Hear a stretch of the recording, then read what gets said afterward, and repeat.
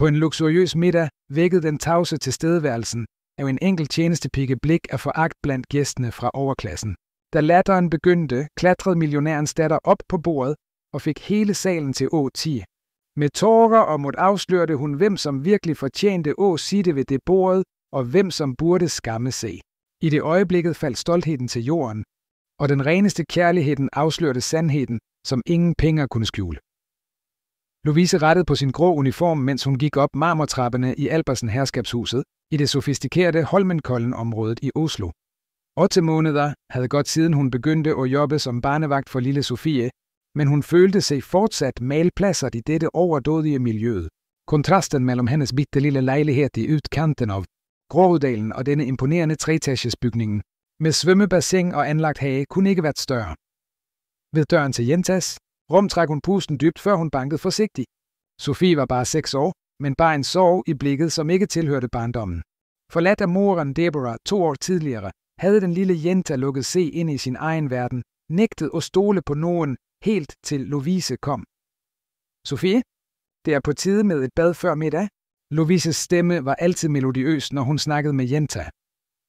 Døren åbnede sig sagte og afslørte Sofie i skoleuniformen fra byens dyreste tosproglige skole, med rufsete brunt hår og et smil, som for nogle måneder siden ville være et utænkeligt at se på ansigtet hendes. Lu, se hvad jeg gjorde på skolen i dag, udbrød Jenta og trak barnevagten i hånden for at vise en farverig tegning. Det er os i parken se, med dig og pappa. Lovise kendte hjertet stramme se, da hun så de 3 figurerne hånd i hånd på papiret. På tegningen havde hun en gul kjole, hendes favoritfarve, som Sofie havde lagt mærke til, noget hun aldrig ville brugt i det huset, hvor ansatte kun bare den reglementerede uniformen. Den er nydelig, min kære. Du har så mye talent. Hun klemte Jenta kærlig og prøvede at ikke tænke på sin egen datter, Beate, som ville være 6 år nå, som Sofie, hvis leukemien ikke havde taget hende 3 år tidligere. Smerten ved tapet var en konstant følgesvend, som Lovise holdt skjult. Her i Albertsen herskabshuset vidste ingen om hendes fortid. Ikke om lejligheden hun delte med sin syge mor i Furuset. Heller ikke om de 3 jobbene hun havde for at betale for fru Celestes dyre mediciner for hjerteproblemer. Skal vi tage et bad? Pappaen din for vigtige gæster i dag, husker du? Lovise prøvede at lede Jenta mod badet i Sweden. Sofie rynkede på næsen. Jeg vil ikke ned. De menneskene er kedelige. De snakker bare om penge og klyber mig i kindene. Lovise lå og huskede tidligere middager, hvor hun diskret havde observeret fra køkkendøren gæstene i sine dyre smykker og dresser, snakkede om aktier, investeringer og ejendommer i udlandet.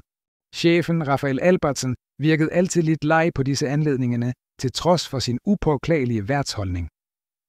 Jeg ved, lille ven, men det er vigtigt for pappaen din, og du trænger bare at komme ned for ås i god nat, så kan vi læse den nye bogen om astronautens eventyr. Hvad synes du? Forhandlingen fungerede, og snart var Sofie i badekarret omgivet af leker. Mens hun vaskede Jentas hår, tænkte Lovise på, hvor mye dette barnet havde forandret sig de sidste månederne. Da hun kom hit, snakkede Sofie knapt, nægtet at deltage i skoleaktiviteter og havde hyppige mareridt. Når var hun igen et livligt, nysgerrig barn, som drog Lovise rundt i hagen for at vise hende hvert insekt hun fandt. Lu, hvorfor spiser du aldrig middag med os? Det uskyldige spørgsmålet tog Lovise på sengen. Fordi jeg jobber her, Sofie. Ansatte sitter ikke ved bordet med cheferne og gæstene. Men det er dumt. Du er morsommere end alle sammen. Lovise smilte og hjalp Jenta ud af badekarret. Tak for komplimentet, men slik fungerer det. Jeg spiser på køkkenet med Rosa og Anton. Mens hun tørkede og klædte Sofie i en selskabskjole, som kostede mere end hendes månedsløn, observerede Lovise Jentas enorme rom, fyldt med leker, som fortsat var i emballagen. Rafael kompenserede sit fravær med dyre gaver, som sjældent vækkede datterens interesse. Da hun var færdig med at ordne håret til den lille, hørte Lovise lyden af biler, som ankom.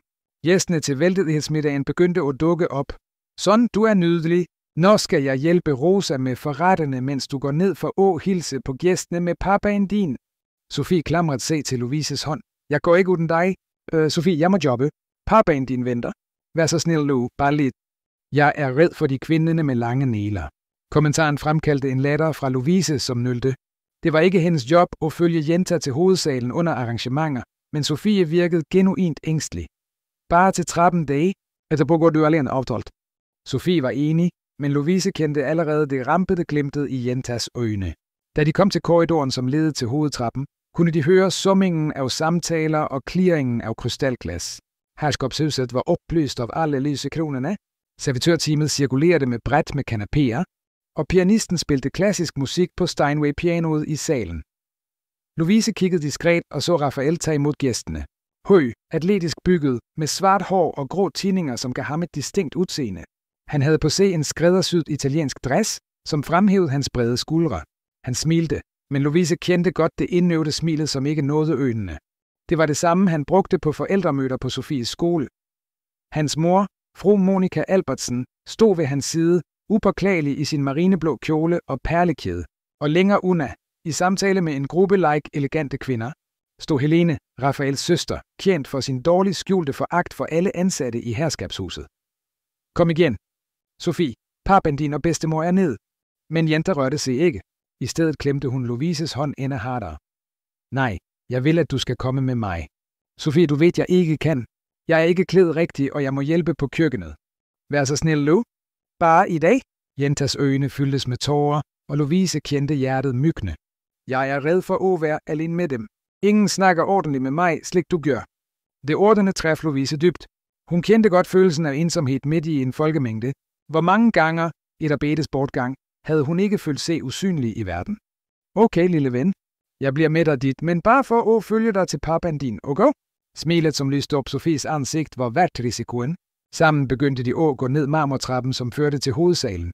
Louise prøvede at holde sig et skridt bak, bevidst på sin enkle uniform og slidte sko midt i den prangende luksusen. Det var da Raphael løftede blikket og så dem. I et flygtigt øjeblik krydsede blikket hans Louises, og hun sværgede, at hun så noget anderledes der. Ikke den vanlige høflige anerkendelsen fra en chef, men noget dybere, næsten som en pludselig erkendelse. Øjeblikket passede det raskt, da Sofie slap hånden hendes og løb de sidste trinene og kastede sig i farens armer. Papa, nu komme med. Raphael smilte til datteren, løftede hende op i luften, før han satte hende ned. Blikket hans vendte tilbage til Louise, som stod urørlig midt i trappen og ønskede, at hun kunne forsvinde. Frøken Louise, nikkede han. Tak for, at du tog med Sofie. Louise gjorde en bekræftende gest, klar til ås nu og vende tilbage til køkkenets tryghed, da hun følte nogen holde i skørtet sit. Sofie havde kommet tilbage og greb stoffet med beslutsomhed. Hun skal spise middag med os i dag, pappa. Jeg inviterede hende. Stilheden, som fulgte, virkede dog var en evighed. Louise kendte ansigtet brænde, mens hun så de nysgerrige blikkene fra gæstene vende sig mod hende. Nogen overraskede, andre tydeligt foragtfulde. Sofie, frøken Louise må hjælpe på køkkenet i dag, forklarede Raphael venlig. Vi har mange gæster. Men jeg vil, at hun skal blive hos mig. Sofies stemme hævede sig og tiltrak sig endnu mere opmærksomhed. Fru Monika nærmede sig. Hendes dyre parfume omsluttede Louise som en kvælende sky. Kære, de ansatte har sit eget spiseområde. Jeg er sikker på, at barnevagten forstår det, ikke sandt? Den nedladende tonen fik Louise til at føle sig endnu mindre. Undskyld mig, mumlede hun og prøvede at tage et skridt tilbage, men Sofie slap ikke skørtet hendes. Nej, bedstemor. Lu er ikke bare en ansat, hun er vennen min. Hun kan alle historierne mine og hjælper mig med mareridtene. Helene, som observerede scenen med et ironisk smil, nærmede sig. Raphael, kontroller datteren din. Dette blev pinligt. Stemmen hendes, selvom den var lav, var høj nok til, at flere gæster hørte det. Louise kendte hjertet banke. Hun var i færd med at forsigtigt løsne sig fra Sofie og undslippe den ydmygende scene, da hun lagde mærke til noget, som overraskede hende. Raphael virkede ikke irriteret eller flau. I stedet observerede han datteren med et tankefuldt, næsten beundrende udtryk. Sofie, hvorfor er det så vigtigt for dig, at frøken Louise spiser middag med os i dag? Spurgte han og bød sig ned for at komme i højde med datteren. Spørgsmålet virkede at overraske alle, inkluderet Louise. Fordi hun er den eneste, som virkelig liker mig, svarede Sofie med den skarpe ærligheden, som bare barn besitter. De ordene hang i luften som en tavs anklage. Louise så Raphaels ansigt forandre sig. En skygge af smerte krydsede hans perfekte træk. For et øjeblik virkede den succesrige forretningsmanden, den mægtige mand, som ledede et finansimperium, sårbar. Jeg forstår, sagde han til slut og rejste sig. Øjnene hans mødte Louises igen, denne gang med en intensitet, som fik hende til at holde pusten. I så fald, frøken Louise, ville det være en ære, om du ville spise middag med os. Før Louise rakk at svare, slap Helene en anstrengt latter. Rafael, du kan ikke mene det. Hun er i uniform. Hvad så? Sofies stemme skar gennem luften. Lu er pænere end der alle, selv i uniform. En mumling gik gennem salen. Lovise ønskede, at gulvet skulle åbne se og slukke hende i det øjeblikket, men så skete noget uventet. Rafael strakte ud hånden til hende med et smil, som for første gang siden hun mødte ham, virkede ægte. Frøken Lovise, datteren min har ret. Det ville være en ære at have dig med os. Og slik befandt Lovise, barnevagten fra Furuset med slidte sko og grå uniform, ledet af Rafael Albertsens arm til centrum af et af Oslos mest eksklusive societetsarrangementer, under de forundrede blikkene fra de tilstedeværende og Sofies strålende smil. Albertsens spisestue strålte under lysekronernes gyldne lys. Det enorme palisanderbordet, en familiearv, som Rafael sagde var over 2 århundreder gammelt, rummede de tredje gæstene med sine krystalglas og sølvbestik. Lovise blev ført til en plads til højre for Sofie, som igen sat ved siden af faren sin ved bordenden, mens Rafael gjorde værtskab og forklarede, at veldedighedsmiddagen skulle samle ind midler til et uddannelsesprojekt i vanskeligstillede lokalsamfund. Holdt Lovise øjnene festet på den franske porcelænstallerken foran C, og følte C eksponeret som et eksotisk dyr i dyrehagen. Så, du er barnevagten, som har charmeret vor lille Sofie, kommenterede en middelaldrende mand, som sat foran hende. Ud fra det Lovise havde fanget op af præsentationerne, var dette Marius Sandvik, en vigtig investor i Albertsen-gruppen. Rafael nævnte, at du har gjort mirakler med hende. Lovise løftede ansigtet overrasket. Snakkede Rafael om hende med sin forretningspartner? Jeg gjorde ikke noget ekstraordinært her. Sofie er et fantastisk barn. Hun trængte bare nogen, som lyttede til hende. Beskeden i tillæg til kompetent, bemærkede Marius med et smil, som Lovise ikke vidste, hvordan hun skulle tolke. På den andre siden af bordet skjulte Helene ikke sit ubehag, og jeg viskede noget til moren, som sendte misbilligende blik mod Lovise. De andre gæstene vekslede mellem genuin nysgerrighed og dårlig skjult foragt. Den første retten blev serveret, en forret af kamskjel med citronmousse, som Lovise aldrig havde smagt. Hun observerede diskret, hvordan de andre holdt bestikket, før de begyndte, og frygtede at gøre en protokolfejl. Sofie ved hendes side virkede strålende. Ser du, Lu? Nå kan du spise middag med mig hver dag. Sofie, ikke overdriv, greb fru Monika ind fra den andre enden af bordet, smilede hendes nåde ikke øjnene. Frøken Lovise har sine pligter i huset. I dag er et undtag. Men hvorfor? Insisterede Sofie og rynkede panden. Hvorfor spiser hun altid på køkkenet? En ubehagelig stilhed sænkede C over bordet. Lovise følte alle blikkene vende C mod hende igen. Sofie, hviskede Lovise, kan vi snakke om dette etterpå? Nej, ristede jenta på hovedet med beslutsomhed. Jeg vil vide, hvorfor Lu ikke kan spise med os. Hun passer på mig hele dagen, kan alle historierne mine, hjælper mig med leksene, er med mig, når jeg har mareridt, men når det er tid for at spise, må hun på køkkenet. Det er ikke retfærdigt. Rafael hakkede, tydeligt ukomfortabel. Sofie, det er visse sociale konventioner. Frøken Lovise er en professionel ansat for å. For at være usynlig, afbrød Sofie. Tårer begyndte at danne sig i øjekrogene hendes. Slik mamma gjorde mig usynlig, da hun drog. Lovise kendte hjertet stramme sig. På 8 måneder havde hun aldrig hørt Sofie nævne morens forladelse så direkte. Rafael blev blæk, overrasket over datterens rå ærlighed. Sofie, det er ikke slik i det hele taget, prøvede Lovise og lagde en hånd på jentas skulder. Men Sofie stod allerede på stolen sin skælvende af følelser og ignorerede de chokkerte hviskingene, som gik rundt bordet. Det er ved ingenting om Lu, udbrød hun. Tårerne rant nå frit ned over ansigtet hendes. Hun er den eneste, som ved, at jeg hater gulrøtter, men elsker broccoli. Hun mærker, når jeg er trist selv, når jeg lader, som jeg smiler. Hun lærte mig, at gråt ikke er for babyer. Hun lader mig aldrig være alene med frygt som. Stemmen hendes svigtede et sekund før hun fortsatte. Som mamma gjorde det. Lovise prøvede at få jenta til at sætte sig igen, men Sofie fortsatte. Lu sagde til mig, at jeg er modig, at jeg er smart, at jeg kan blive astronaut, hvis jeg vil. Ingen har nogen gang sagt slikke ting til mig før hende. Jentas øjne fejede over bordet og udfordrede hver voksne til stede. Hvis Lu ikke kan spise middag her, så vil jeg heller ikke spise middag. Erklæringen faldt som en bombe i salen. Helene lagde hånden for munden i teatralsk chok. Fru Monika mumlede noget om mangel på grænser. En af gæstene hostede ukomfortabelt. Rafael stod urørlig i lange sekunder. Da han endelig snakkede, havde stemmen hans en kvalitet, som Lovise aldrig havde hørt før. En blanding af beundring og skam. Sofie har ret. Alle snudede hovedet mod verden. Min 6 år gamle datter har netop givet mig en lektion i respekt, som jeg tilsyneladende trængte at høre. Han så direkte på Lovise, blikket hans intenst, næsten febrilt. Frøken, Lovise, jeg beklager, at jeg trængte et barn for at minde mig på, hvordan jeg skal behandle den, som tager vare på det mest dyrebare, jeg har. Du er velkommen ved dette bord i dag og altid, når du ønsker det. Rafaels erklæring fremkaldte ulige reaktioner. Nogle gæster nikkede i tavs godkendelse, andre virkede forvirret, og Helene sank ned i stolen med et rasende udtryk. Men det var Sofies smil, strålende gennem tårne, som fik Lovise til at føle en varme spredse sig i brystet. Middagen fortsatte med tvungent lette samtaler. Lovise svarede høfligt, når nogen snakkede til hende, men følte sig, som om hun drømte.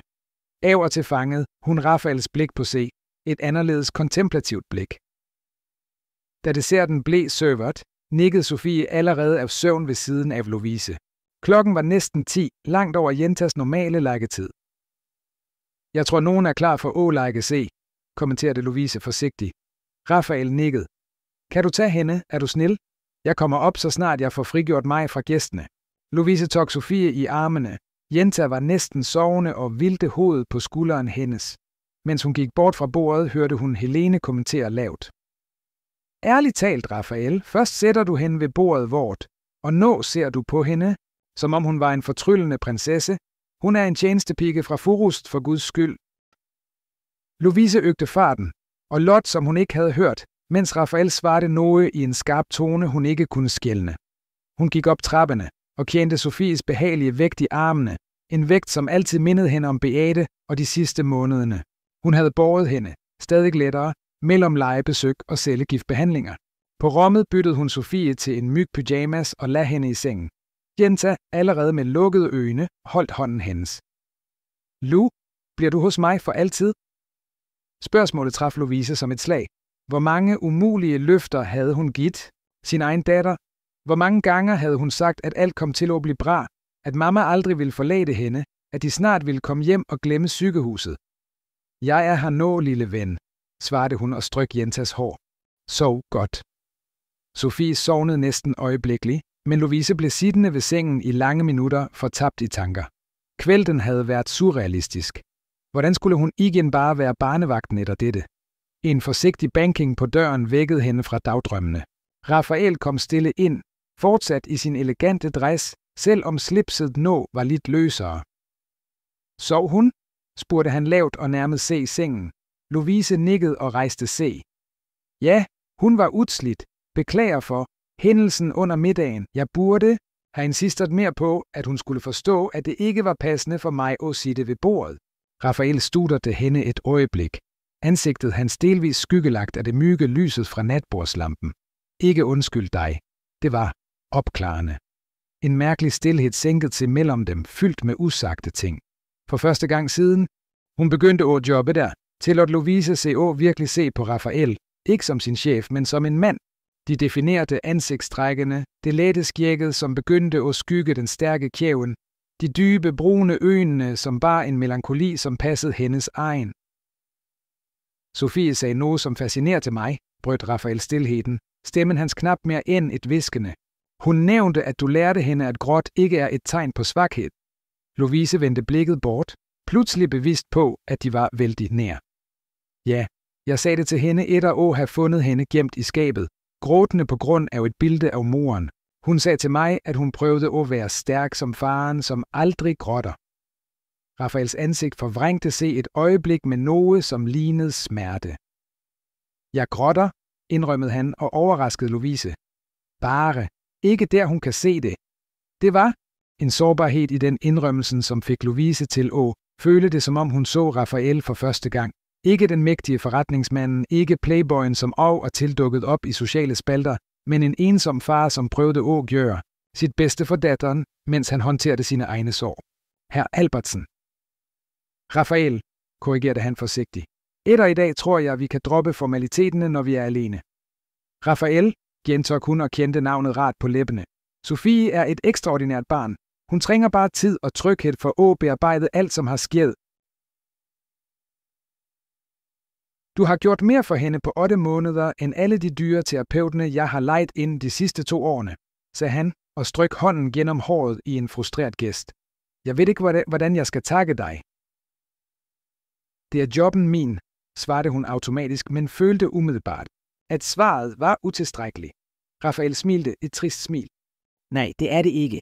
Jobben din er at tage vare på hende, mate hende, tage hende med til skolen, overvåge lektierne. Du har gjort mye mere end det. Du har bragt hende tilbage til mig. Lovise kendte hjertet banke raskere foran intensiteten i blikket hans. I et flygtigt øjeblik forestilte hun sig, hvordan det ville være, hvis han lente sig frem og jeg burde gå, så hun bråt og trak sig unna. Det er langt over min arbejdstid. Rafael virkede at vågne fra en trance. Ja, selvfølgelig. Du bor langt under, ikke sandt? Jeg kan bede Anton om at køre dig. Det er ikke nødvendigt. Jeg tager bussen som altid. Klokken 11 om kvelden. Ikke snak om. Jeg insisterer. Tonen tillod ingen argumenter, og Lovise var for slitten til at protestere. Hun nikkede i modvillig samtykke. Tak. Da hun stod i døren, stoppede stemmen hans hende igen. Lovise? Hun snudede sig og fandt ham stående i halvmørket. Korridorlyset tegnede silhuetten hans. Fra og med i morgen spiser du middag med os, når du er på vagt. Det er ikke en invitation, det er en ny husregel. Lovise åbnede munden for at protestere, men noget i blikket hans fik hende til at ombestemme sig. Som du vil, Rafael? På vej hjem, siddende i baksædet i luksusbilen, kørt af Albertsens private chauffør, så Lovise ud af vinduet på byens lys, som hastede forbi. Oslo forvandlede sig etter hvert, som de forlot Holmenkollen. Herskabshusene gav plads til luksuslejligheder, det er forretningsbyg, og til slut de enklere nabolagene i Gråuddalen. Mobilen vibrerede med en melding fra moren. Er du okay? Det er sent. Lovise tastede raskt. Alt bra. Jeg er på vej. Chefen sendte chaufføren for at køre mig. Fru Celeste svarede med en række spørgsmålstegn, og Lovise smilte og forestillede sig morens reaktion, når hun fortalte om kvældens surrealistiske hændelser. Men mens bilen kørte gennem byen, voksede en uro i brystet hendes. Hvad havde sket den kvelden? Hvad betød de blikkene, den samtalen i det mørke rummet? Og vigtigst, hvordan skulle hun igen bare være barnevagten eller have følt i nogle timer, hvordan det var at blive set, virkelig set, af Rafael Albertsen?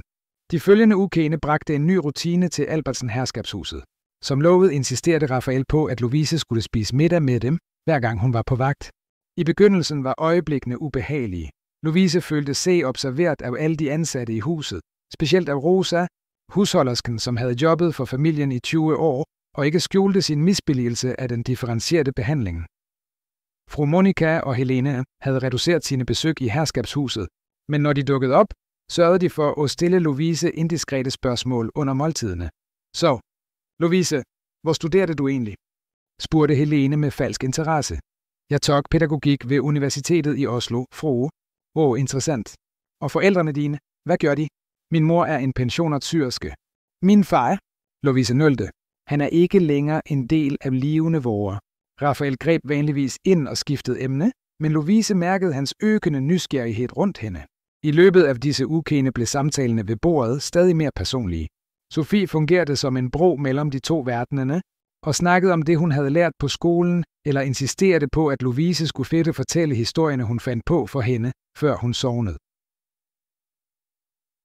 En regnfuld torsdag kom Sofie hjem fra skolen med sår hals og let feber.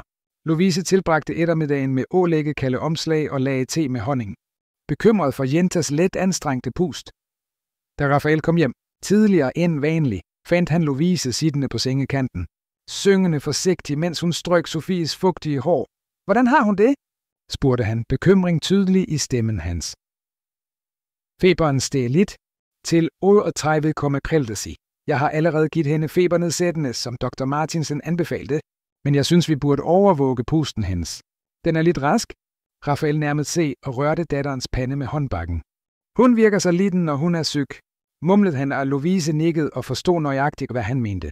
I nogle timer satte de der og byttede på at pleje Sofie. På et tidspunkt, da Rafael gik ud for at tage en presserende telefonsamtale, vågnede Jenta kort, så på Lovise med febrige øjne og viskede. Du ligner på mammaen, jeg skulle ønske, jeg havde hat. Og denne traf Lovise hardt og bragte frem den altid tilstedeværende smerten over tapet af Beate. Hun kendte tårer danne se og vendte ansigtet bort slik, at Sofie ikke skulle se dem. Jenta sovnede snart igen, uvidende om virkningen af ordene hendes. Da Rafael kom tilbage, fandt han Lovise diskret tørke øjnene. Er alt i orden? Spurgte han bekymret. Ja, bare allergi, løj hun og tvang frem et smil. Jeg tror regnet bragte med C-pollen. Han virkede ikke overbevist, men insisterede ikke. I stedet spurgte han, har du spist middag? Rosa har lavet noget klart på køkkenet. Ikke endnu, men jeg er ikke sulten. Ikke jeg heller. Men vi burde spise noget. Han nølte, strøk hånden gennem håret i en gest Lovise genkendte som et tegn på nervøsitet. Hvad med om vi bestilte noget? Jeg kender et sted, som leverer den bedste yakisobaen i byen. Forslaget tog hende på sengen. Det var en ting at spise middag sammen ved det formelle spisebordet, med Sofie som mellemled. En helt anden var at dele et uformelt, næsten intimt måltid. Jeg ved ikke, om det ville være passende, fuldførte han med et halvt smil. Sandsynligvis ikke. Men jeg er lei af at bekymre mig for, hvad som er passende. Det var noget udfordrende i tonen hans, noget som fik Lovises hjerte til at banke raskere. Hun fandt sig selv i at samtykke, før hun rak at tænke sig om. En time senere satte de på gulvet i Sofies rum og brugte det lille barnesalonbordet som støtte for kinesiske matbokser, mens de så på Jenta sove. Feberen havde givet sig lidt, og pusten hendes var mere regelmæssig. Du er fantastisk med hende, kommenterede Rafael og brød den behagelige stilheden, som havde sænket sig. Du har et naturligt instinkt. Lovise rørte i spisepindene og undgik blikket hans. Tak. Har du nevøer? Yngre søsken? Det uskyldige spørgsmålet fik magen hendes til at stramme sig. På 8 måneder havde hun aldrig snakket om Beate med nogen i herskabshuset. Nej, svarede hun enkelt og valgte som altid tavshed. Rafael observerede hende et øjeblik, som om han prøvede at tyde Noah i ansigtsudtrykket hendes. Beklager, om jeg er påtrængende. Det er bare det, at du virker at forstå så godt, hvad Sofie føler. Som om du ved nøjagtigt, hvad hun trænger, altid. Lovise svælgede tungt og kendte presset i brystet, som opstod, hver gang hun tænkte på datteren sin. Rafael, begyndte hun at lade spisepindene til side. Det er noget, du burde vide om mig. I det øjeblikket hostede Sofie voldsomt, vågnede skræmt og anpusten. På sekunder var både Lovise og Rafael ved sengen. Jeg klarer ikke, råbte ordentligt, gispede Jenta mellem hostanfaldene. Rafael blev blik, mens Lovise raskt tjekkede barnets temperatur. Feberen er tilbage højere, sagde hun og holdt stemmen roligt til trods for den interne alarmen. Og hun har pusteproblemer. Vi må tage hende til sygehuset nu. De næste minutterne var en tåke af aktivitet. Rafael ringte chaufføren, mens Lovise pakkede Sofie ind i tæpper og viskede trøstende ord i øret hendes. På mindre end 15 minutter var de på vej til Rigshospitalet. Sofie halvt bevidstløs i Lovises armer i bagsædet. Rafael holdt den lille hånden hendes, ansigtet præget af frygt. Det kommer til at gå bra, gentog Lovise både til Sofie og Rafael, og huskede de utallige gangene hun havde taget den samme angstfyldte vejen med Beate. På sygehuset blev Sofie umiddelbart behandlet. Fordelene ved at være datter af en af Oslos største forretningsmænd. Diagnosen: akut lungebetændelse, som krævede umiddelbar indlæggelse. Mens Jenta blev gjort klar for rummet, trak Rafael Lovise til et hjørne af venterummet. Du trænger ikke at blive, sagde han og gned de slitne øjnene. Klokken er over midnat. Jeg kan bede Anton om at køre dig hjem. Jeg bliver, afbrød Lovise bestemt. Medmindre du ikke ønsker min tilstedeværelse. Lettelsen, som strømmede over ansigtet hans, var håndgribelig. Tak, mumlede han og rørte kort armen hendes. Jeg ved ikke, om jeg ville klare dette alene. I det luksuriøse sygehusrummet sov Sofie under påvirkning af mediciner, overvåget af apparater som pep regelmæssigt. Rafael og Lovise satte i lænestoler på hver side af sengen. Tavse vagter i den udstrakte natten. Rundt 3:00 om morgenen, da stilheden bare blev brudt af sporadiske lyder fra korridoren og monitorerne, snakkede Rafael, stemmen hans hæs af træthed.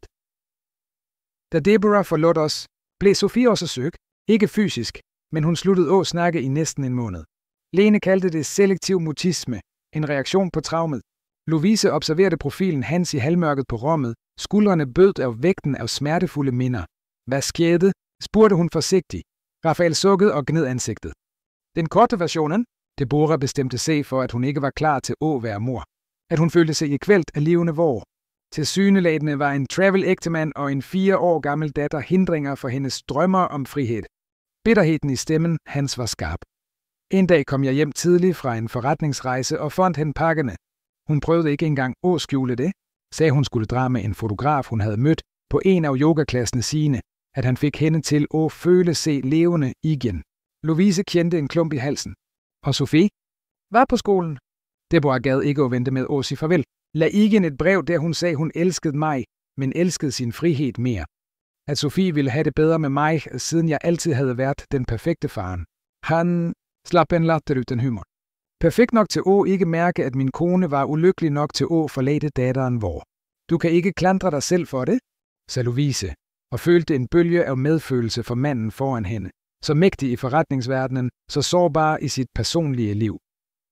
Det kan jeg, og det gør jeg hver dag, indrømmede han. Sofie spurgte mig i ugevis, hvor moren var, når hun ville komme tilbage. Hvordan forklarer du en 4 år gammel jente, at moren hendes bare bestemte sig for, at hun ikke ville have hende længere? Tårer glitrede i øjnene af hans nå og reflekterede det mygge lyset fra monitorerne. Det værste er, at en del af mig altid vidste, at Deborah ikke var klar til at være mor. Jeg pressede hende, så at vi ville få al den hjælpen, vi trængte, barnevagter og husholdersker. Men inderst inde tror jeg, hun aldrig ville have Sofie.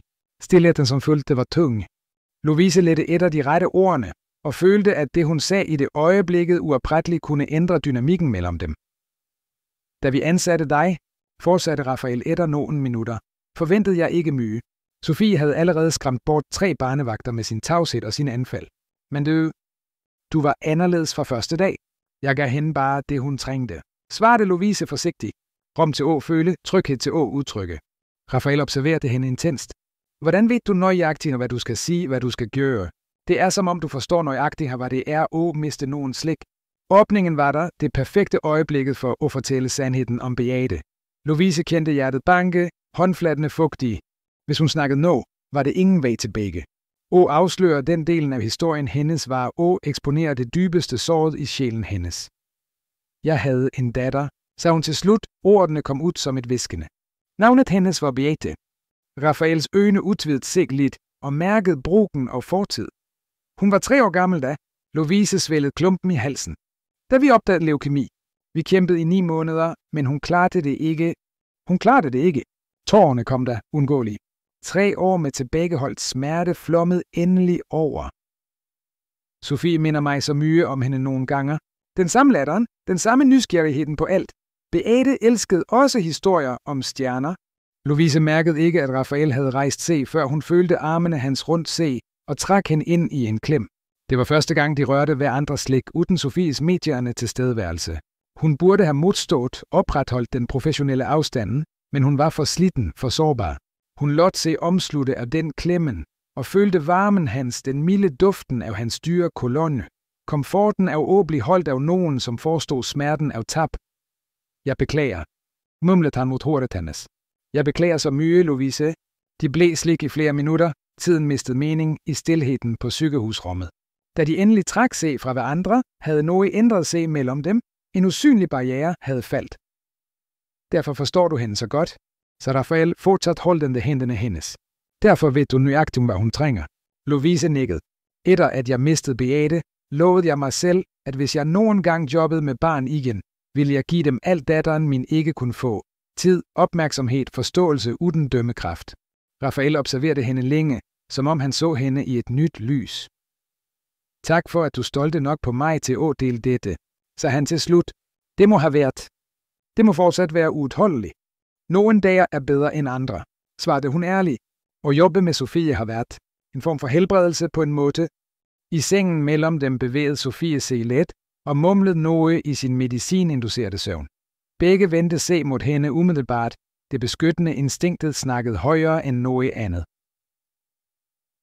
Hun er stærk, sagde Louise og rettede på tæppet rundt Jenta. Hun kommer til at komme se raskt over dette, takket være dig, svarede Rafael, blikket hans mødte hendes over sengen.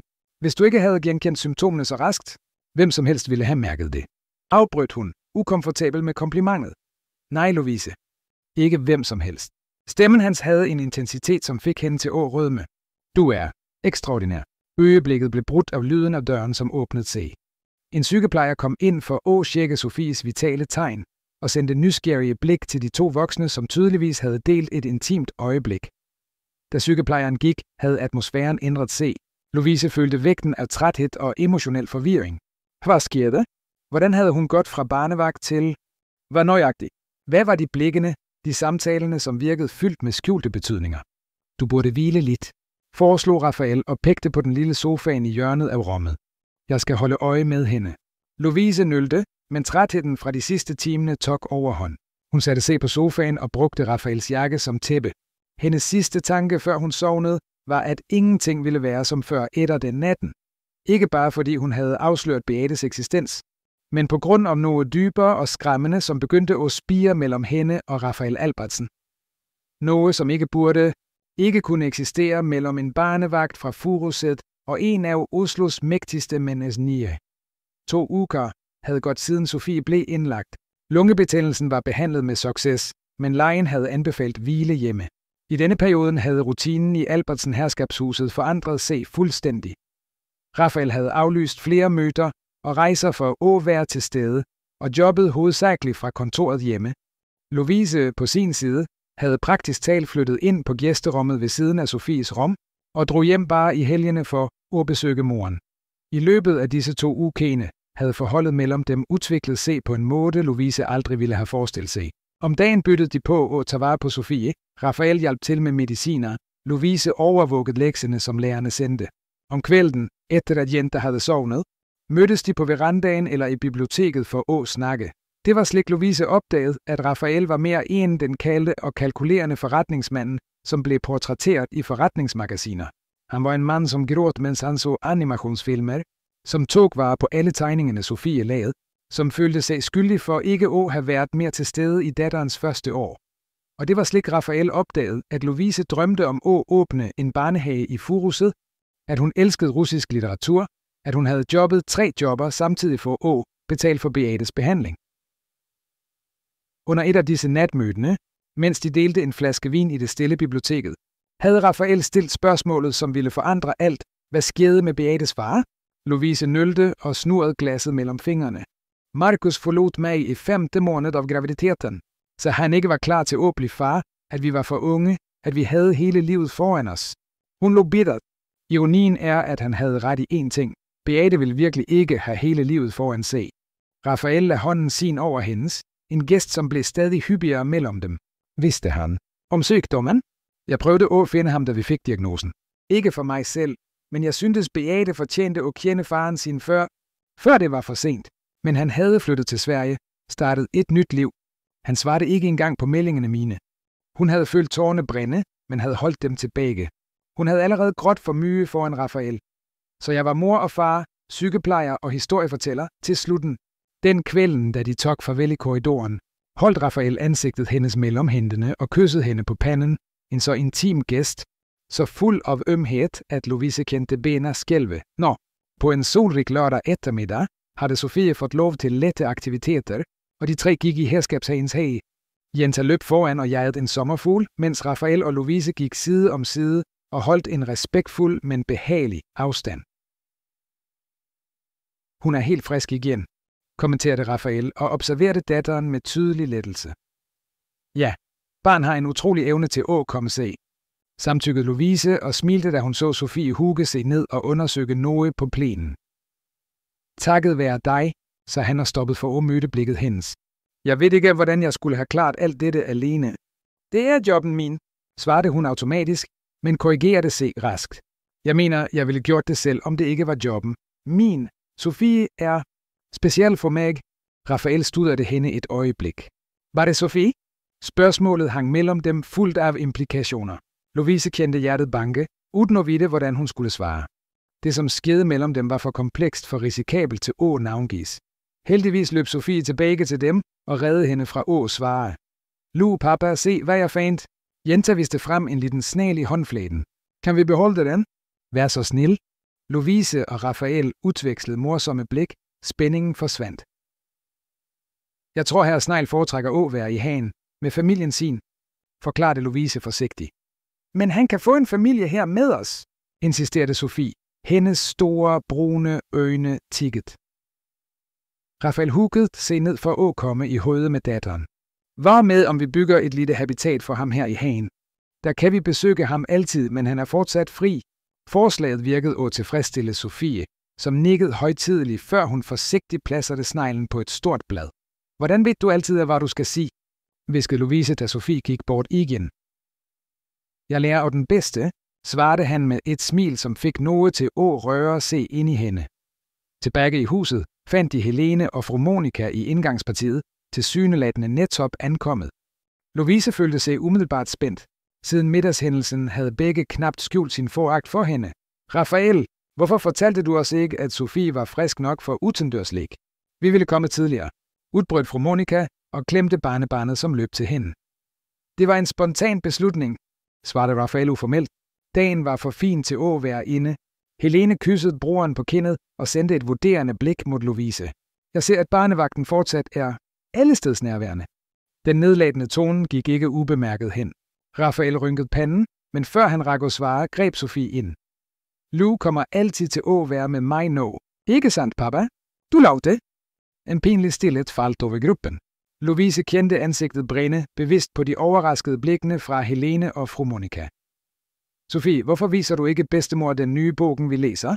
Foreslog hun raskt og prøvede at aflede samtalen. Udmærket idé, samtykkede Rafael, tydeligt lettet. Mamma, hvorfor går ikke du og Sofie til biblioteket? Kom og spis lunch med os om en halv time. Fru Monica nølte, som om hun ville sige noget mere, men endte op med samtykke. Kom, kære. Fortæl bedstemor om denne bogen. Så snart Sofie og bedstemoren forsvandt ned korridoren, krydsede Helene armene og stirrede på broren. Hvad sker her, Rafael? Først sætter du tjenestepigen til at spise middag med os. Når virker det, som om hun har flyttet ind her. Hun har sovet her hver nat, har jeg fået vide. Først, svarede Rafael kaldt, Lovise er ikke tjenestepigen. Hun er Sofies barnevagt, en kvalificeret og dedikeret professionel. For det andre, ja, hun har boet her under Sofies rekonvalescens på medicinsk anmodning. På medicinsk anmodning? Helene lå uden humor. Siden når blev barnevagter foreskrevet af læger. Og ikke fortæl mig, at hun sover på gæsterummet, for ingen ville tro det. Lovise følte sig dødelig flau.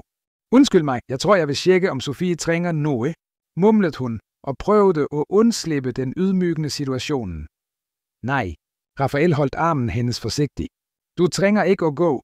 Helene er den, som burde vælge sine ord bedre. Blikket de udvekslede blev fanget af Helene, hvis øjne udvidet se i forståelse. Herregud, er det sandt da? Er du involveret med hende? Stemmen hendes var en blanding af vantro og avsky. Rafael, for Guds skyld, tænk på din position. Hvad ville partnerne din sige? Hvad ville pressen gøre med dette? Helene nok. Var det Rafael? Stemmen hans faretroende lav. Du er respektløs i mit hjem. Respektløs? Jeg prøver at forhindre dig i at gøre den største fejlen i dit liv. Helene vendte sig mod Lovise, øjnene glimtede. Hvad vil du egentlig? Tror du virkelig, han vil bytte ud sin verden med din? Eller sigter du på pengene, som alle de andre? Jeg vil ikke have noget fra broren din andet end respekt for arbejdet mit, svarede Lovise og fandt styrke til at konfrontere kvinden. Om hvis du undskylder mig, har jeg ansvar over Ivareta. Med det trak hun sig rask tilbage, hjertet bankede i brystet. Hun hørte Rafael råbe navnet hendes, men stoppede ikke. Hun trængte plads, luft, afstand fra den verdenen, som aldrig ville blive hendes. På gæsterummet satte Lovise sig på sengekanten, hænderne skalv. Helene havde ret trods alt. Hvad tænkte hun på? At det kunne være noget ægte mellem hende og Rafael? De levede i parallelle univers, som aldrig burde krydse hverandre. En forsigtig banking på døren afbrød tankene hendes. Rafael kom ind uden og ventede på svar, ansigtet en maske af bekymring. Lovise. Hun har ret, afbrød Lovise og rejste sig. Dette kan ikke være ægte. Alt mellem os ville være en katastrofe. Rafael lukkede døren bag sig og nærmede sig forsigtigt. Hvorfor? På grund af det Helene sa. Siden når bryr du dig om hendes mening? Det er ikke bare hendes mening. Det er virkeligheden, Rafael. Lovise gestikulerede eftertrykkeligt. Se på os. Du er Rafael Albertsen, ejer af halve Oslo. Jeg er Lovise Hansen, barnevagt, som bor i Furuset. Virker det fornuftigt for dig? Ja, svarede han enkelt og overraskede hende. Det giver fuld mening, når vi er sammen. Når du er med Sofie, når vi snakker i biblioteket, når vi jobber som et team for at tage vare på hende under sygdommen. Han tog et skridt til mod hende. Ingenting i mit liv har givet så mye mening som disse øjeblikkene. Lovises hjerte bankede raskere. Det var akkurat slik hun følte det, men hun burde ikke indrømme det. Rafael, vær realistisk. Familien din vil aldrig acceptere mig. Vennene dine, partnerne dine. Jeg ville altid være den opportunistiske barnevagten, som gjorde et kup. Siden når bryr du dig om, hvad de tænker om dig? Spurgte han, når nær nok til, at hun kunne føle parfumen hans. Det er ikke for mig, svarede hun oprigtigt. Det er for Sofie. Hun har allerede lidt nok under morens forladelse. Hvis vi... Hun nølte og ledte efter ordene. Hvis vi prøvede noget, og det ikke fungerede, ville det være ødelæggende for hende. Rafael forblev tavs et øjeblik og vurderede ordene hendes. Du har ret i én ting, sagde han til slut. Sofie må komme først altid. Det er derfor, jeg må være ærlig med dig, med mig selv, med alle. Han tog hænderne hendes i sine, en gæst, som var blidt kendt de sidste ukene. Louise, jeg planlagde aldrig dette. Efter at Deborah forlod os, overbeviste jeg mig selv om, at jeg aldrig ville stole på hjertet mit til en anden person. Men så kom du ind i livene vore, med din stille styrke, din medfølelse, din evne til at elske selv efter alt du mistede. Han førte en af hænderne til ansigtet hendes og strøk kindet hendes med tommelen. Jeg har forelsket mig i dig. Jeg ved ikke når eller hvordan det skete, men det skete. Og jeg er ikke villig til at give op dette på grund af, hvad Helene eller nogen andre måtte tænke. Louise kendte tårnet danne sig. Det var alt, hun i hemmelighed havde ønsket at høre de sidste ukene, og samtidig det, hun frygtede mest. Rafael, jeg? Døren åbnede sig bråt og afbrød øjeblikket. Fru Monica stod i indgangen, udtrykket hendes vekslet mellem chok og raseri. Så Helene havde ret, sagde hun stemmen iskald. Du er virkelig involveret med tjenestepigen. Rafael slap et opgivet suk, men fjernede ikke hånden fra Louises ansigt. Mamma, dette angår ikke dig. Angår ikke mig. Du er sønnen min. Fremtiden til familien vor står på spil. Fru Monica gik ind på rummet og lukkede døren hardt. Hun vendte sig mod Louise, øjnene harde. Hvor mye? Louise blunkede, forvirret. Hvad? Hvor mye penge vil du have for at forsvinde? 50.000? 100.000? Nævn prisen din. Rafael stilte sig mellem de to kvinderne, skælvende af sine. Mamma, det er uacceptabelt. Gå ud af rummet mitt nå. Rummet dit? Fru Monica hævede et øjenbryn. Dette er gæsterummet. Eller forstyrrer jeg noget mere intimt? Hvad som sker mellem Louise og mig angår ikke det, gentog Rafael, stemmen faretroende kontrolleret. Og hvis du ikke kan respektere det, er det kanskje bedst at ikke besøge dette huset på en stund. Ultimatumet hang i luften som en tordensky. Fru Monica blev blæk, men tog se det retter sammen og strøk sin dyre kashmir. Du kommer til at angre på dette, Rafael. Når hun får det, hun vil, og drar som Deborah gjorde, ikke sige, at jeg ikke advarte dig. Med det snudede hun se og gik ud og smalt døren hardt igen. Stilheden, som fulgte, var tæt som tåge. Louise følte sig kvalm, ydmyget til det inderste. 100.000 kroner. Det var, hvor mye fru Monica mente, hendes værdighed var værd. Louise, jeg beklager, begyndte Rafael og vendte sig mod hende. Min mor havde ikke ret. Hun har al ret til at beskytte sønnen sin, afbrød Louise og trak sig under ham. Det er det, enhver mor ville gjort. Nej, hun tager fejl. Fuldstændig fejl om det om os. Det findes ikke noget os, Rafael, sagde Louise, ordene kuttet i hendes egen hals som glaskort. Det kan ikke eksistere. Han stirrede på hende vantro. Du troede ikke på det, hun sagde, gjorde du vel? At du er med mig for penge? Selvfølgelig ikke. Men det ændrer ingenting. Det, som skete her i dag, beviser bare det, jeg allerede vidste, hvor verdener er uforenlige. Hun trak pusten dybt og tvang sig til at sige de nødvendige ordene. Jeg tror, det er bedst, at jeg drar. Hvad? Nej, Louise, du kan ikke. Jeg kan, og jeg må. For Sofie, for dig, for mig. Og hvis Sofie trænger dig? Hun har netop blivet frisk. Hun har dig, hun har Rosa, hun har bedstemor og tante, som bekymrer sig så mye for hendes velfærd. Sarkasmen slap ud, før hun rak og holde den tilbage. Jeg er seriøs, Louise. Sofie trænger dig. Louise kendte tårne endelig flomme over. Og jeg trænger værdighed, Rafael. Jeg kan ikke blive her et af det, som skete. Han virkede endelig at forstå alvoret i situationen. Han nikkede sagte besejret. Hvad skal jeg sige til Sofie? Sandheden, at jeg måtte drage for å til at vare på moren min. Det var ikke akkurat en løgn. Fru Celeste trængte hende virkelig. Når kommer du tilbage? Louise nølte. Det ærlige svaret ville være aldrig, men hun havde ikke mod til at sige det. Jeg trænger tid. Svarte hun vagt? Lad os se. Nogen dager. Rafael nikkede igen, udtrykket mørkt. Jeg skal bede Anton om at køre dig. Det er ikke nødvendigt. Jeg ringer en Uber. Vær så snil, Louise. I det mindste det. Hun samtykkede stille og begyndte at pakke sammen tingene sine. Rafael blev stående ved døren og observerede hende, som om han memorerede hver detalje. Det jeg sagde tidligere, begyndte han, om følelserne mine. Det var sandt. Ingenting af det, som skete her ændrede det. Louise svarede ikke. Hun stolte ikke på stemmen sin i det øjeblikket. Da hun var færdig med at pakke den lille kufferten sin, nærmede hun se ham og samlede mod til det, hun måtte sige. Kan jeg se Sofie, før jeg drar? For at sige farvel? Smerten i øjnene hans var håndgribelig. Selvfølgelig. På Jentas rum ligte Sofie distraheret med en dukke, uvidende om dramaet, som udspilte sig i huset. Da hun så Lovise med kufferten, forvandlede udtrykket hendes se til ren panik. Lu, skal du rejse? Lovise satte sig ved siden af hende på sengen og tog de små hænderne hendes i sine. Jeg må hjem nogle dage, min kære. Moren min er ikke helt bra og trænger mig. Men du kommer snart tilbage, ikke sandt? Sofies øjne tikkede om tryghed. Så snart jeg kan, svarede Lovise, hjertet knust af den delvise løgnen. Lover du? Med lillefingeren? Lovise svældede klumpen i halsen. Jeg lover, at jeg altid vil være her for dig på en eller anden måde. Det var ikke akkurat løftet, Sofie ville have, men det var det bedste, hun kunne tilbyde. Hun klemte Jenta tæt, pustede ind duften af barnets shampoo og graverede følelsen i mindet. Jeg elsker dig, Lu, hviskede Sofie mod skulderen hendes. Jeg elsker dig også, lille ven, mere end du aner. Da de skilte lag, stod Rafael i døren, øjnene glitrede af ufældte tårer. Afskedens øjeblik var kommet, og med det slutten på en drøm, som aldrig burde have begyndt. Tilbagekomsten til den lille lejligheden i Furuset var som en brå opvågning fra en drøm.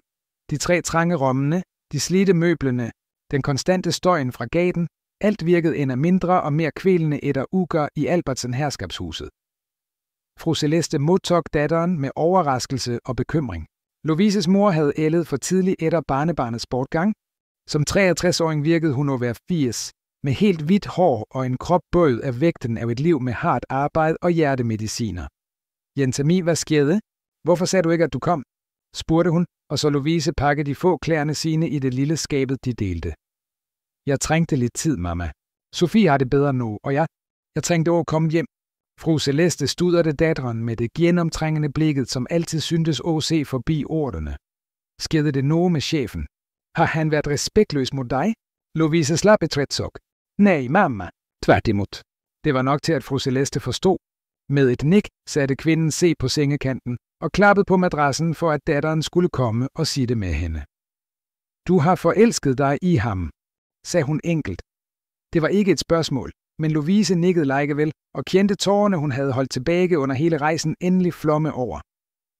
Og tydeligvis har han også forelsket se i dig, fortsatte fru Celeste og klemte datteren, mens hun hikstede. Så, hvad er problemet? Hvad er problemet? Lovise trak sig unna og tørkede tårerne med håndbakken. Mamma, han er Rafael Albertsen, ejer af halve Oslo, på forsiden af Kapital, spiser middag med politikere og forretningsmænd. Og jeg er... Og hvad er det galt med dig? Indignationen i fru Celestes stemme var ægte. Min datter, du er uddannet, intelligent, hardtarbejdende. Du har mere karakter i lillefingeren end mange rikinger derude. Verden fungerer ikke slik, mamma, svarede Lovise og rejste se for at se ud af vinduet på de smale gatene i forstadsområdet. Moren og søsteren hans tilbød mig penge for at forsvinde fra livene deres, som om jeg var en opportunist. Fru Celeste fnyste, og der var så han om det. Han blev rasende på dem. Forsvar dem, ikke? Lovise lukkede øjnene og huskede Rafaels udtryk, intensiteten i stemmen hans. Sagde, at han havde forelsket sig i mig. Og du tror ikke på ham? Det handler ikke om at tro, mamma. Det handler om at være realistisk. Hvad ville ske, hvis jeg blev? Jeg ville altid være barnevagten, som gjorde et kup. Altid sætte på med mistro. Altid måtte bevise min værdi. Hvad slags liv ville det være? Og vigtigere, hvilket eksempel ville jeg give Sofie? Fru Celeste reflekterede et øjeblik. De knudrede fingrene strøk datterens hænder. Du er red, sagde hun til slut, og jeg forstår. Efter alt du har gått igennem med Markus, efter at have mistet Beate. Det er fornuftigt at være red for at tro på noget godt. Lovise kendte hjertet stramme sig ved omtalen af datteren. Dette har ingenting med Beate at gøre. Det har alt at gøre, min datter. Du lukkede dig etter, at vi mistede hende. Du forvandlede smerten din til en mur, og når nogen klarer at klatre over den muren, får du panik. Morens ord traf Lovise som et slag. Det var sandt. Siden tabet af Beate havde hun viet sig til at tage vare på andre. Først sin syge mor, det ridderbarnet til andre familier hun havde jobbet for, og til slut Sofie. Det var lettere at fokusere på andres behov end at møde sit eget knuste hjerte. Hvad vil du, at jeg skal gøre, mamma? Dra tilbage dit og leve et eventyr, som ikke kommer til at vare. Hvor mange måneder tror du, det ville tage, før han blev leg af nyheden? og indså, at vi er fra forskellige verdener. Fru Celeste holdt datterens ansigt mellem hende og tvang hende til at se på hende. Louise Hansen, jeg opdrog ikke en fejging. Jenta, som konfronterede lejer, sygehus, regninger, som jobbede 3 jobber, mens hun plejede en syg datter. Den Jenta flygter ikke af frygt for, hvad andre vil tænke. Morens strenge ord overraskede hende. Fru Celeste snakkede sjældent med slik fasthed. Jeg siger ikke, at du skal løbe tilbage i armene hans, fortsatte kvinden. Jeg siger, at du skal give sandheden en chance, uanset hvad den måtte være. Den kvelden sov Louise dårligt på den trange sofaen i stuen. Mobilen vibrerede flere gange med meldinger fra Rafael, som hun ikke havde mod til at læse. Om morgenen tog hun en beslutning. Hun måtte jobbe, holde sig optaget, forsørge sig selv og moren sin. Hjertesikker ville hun tage sig af senere. Mandag så ringte hun 2 familier, hun havde jobbet for før Albertsen-familien, og tilbød sig som vikar og barnevagt. Midt i ugen havde hun allerede fået 3 jobber, renholder på et træningsstudio om morgenen, barnevagt for tvillinger om eftermiddagen, og ekspeditør på et bageri i helgene. Den udmattende rutinen holdt hende for optaget til at tænke, akkurat som hun havde planlagt. Når hun kom hjem sent på kvelden, var hun for udslidt til at føle noget andet end muskelsmerter og søvn. Lørdag, mens hun ryddede bord på bageriet, dukkede et kendt ansigt op i døren. Rosa, Albertsen-familiens husholderske, frøken Louise, hilste den ældre kvinden formelt, som hun altid gjorde. Rosa, hvad gør du her? Husholdersken så se rundt, tydelig ukomfortabel i det enkle miljøet. Jeg måtte finde dig. Det handler om Sofie. Louises hjerte bankede raskere. Har det sket noget? Er hun syg igen? Ikke fysisk, svarede Rosa og sænkede stemmen. Men hun spiser ikke ordentligt, snakker ikke med nogen, gråter hele tiden og spørger efter dig. Skyldfølelse traf Louise som et slag. En uge havde gått siden hun drog, og hun havde ikke haft mod til at ringe eller svare på Rafaels meldinger. Herr Rafael er desperat, fortsatte Rosa. Jeg har aldrig set ham slik, ikke engang da fru Deborah drog. Louise pegte på et tomt bord bagerst i bakeriet. Sæt dig, vær så snil. Jeg kan tage en 10 minutters pause. Hun gav besked til chefen og satte sig sammen med Rosa, som virkede stadig mere ukomfortabel. Hvordan fandt du mig? Spurgte Louise. Herr Rafael hyrede en efterforsker. Indrømmet Rosa uden omsvøb. Han ved ikke, at jeg er her. Han tror, du trænger plads, at du kommer, når du er klar. Tanken på, at Rafael lette efter hende, bekymret for hende, sendte en bølge af varme gennem Louises krop. Så hvorfor kom du? Rosa sukkede, fordi jeg har kendt Sofie, siden hun blev født, og fordi hun nølte, som om hun valgte ordene nøje. Fordi jeg tror, du er det bedste, som har sket den familien på længe. Erklæringen overraskede Louise. Rosa havde altid været fjern, næsten kald mod hende. Jeg troede altid, du ikke likte mig, indrømmede hun. Et minimalt smil dukkede op på husholderskens ansigt. Det gjorde jeg ikke. Jeg troede, du ville være som de andre, at du ville vare nogle uger og give op. Men så fik du Sofie til at smile igen, og jeg indså, at du var anderledes. Rosa så ud af vinduet, som om hun så noget fjernt. Jeg har jobbet for Albertsen-familien i 10 år. Jeg så herr Rafael vokse op, gifte sig, blive far. Jeg så fru Deborah forlade dem. Hun vendte blikket mod Louise. Og jeg har aldrig set ham se på nogen, slik han ser på dig. Louise kendte halsen stramme sig. Rosa, det er kompliceret. Nej, det er det ikke, afbrød husholdersken med overraskende fasthed. Det komplicerede er også en knust familie, når det er en chance til lykke. I det øjeblikket åbnede døren til bageriet sig igen, og Louise følte verden stoppe. Rafael Albertsen stod i indgangen, klædt i jeans og en enkel skjorte, så anderledes en de dyre dressene han vanligvis brugte. Ved siden af ham, holdende hånden hans fast, stod Sofie. Blikkene deres fejede over rummet, til de fandt Louise. Jentas ansigt lyste op med det bort et løb, råbte Sofie, slap fra hans hånd og løb mod hende. Louise rak knapt at rejse sig, før Jenta kastede sig i armene hendes, og klamrede sig til hende, som om hun frygtede, at hun kunne forsvinde igen. Du forsvandt. Hvorfor forsvandt du? Sofie gråd, ansigtet presset mod Louises forklæde. Jeg måtte tage vare på moren min, husker du? Jeg forklarede. Louise prøvede, stemmen svigtede. Du lovede, at du ville komme tilbage. Anklaget Sofie, trak sig unna for at se på hende med øjne fulde af tårer. Med lillefingeren. Louise kendte sit eget ansigt vort. Hvordan kunne hun gøre dette mod dette barnet, som allerede havde oplevet forladelse en gang? Rafael nærmede sig sagte, øjnene hans forlod aldrig Louises.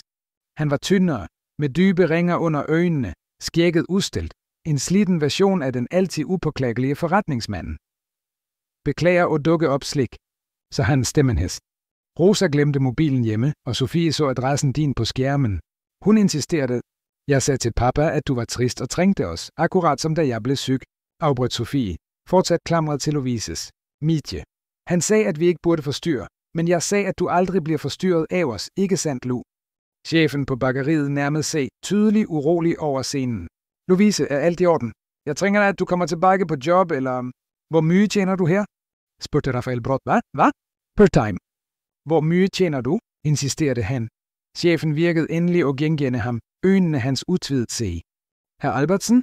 Fra Albertsen Invest? Rafael ignorerede manden, øjnene hans festet på Lovise. Fortæl mig, vær så snil.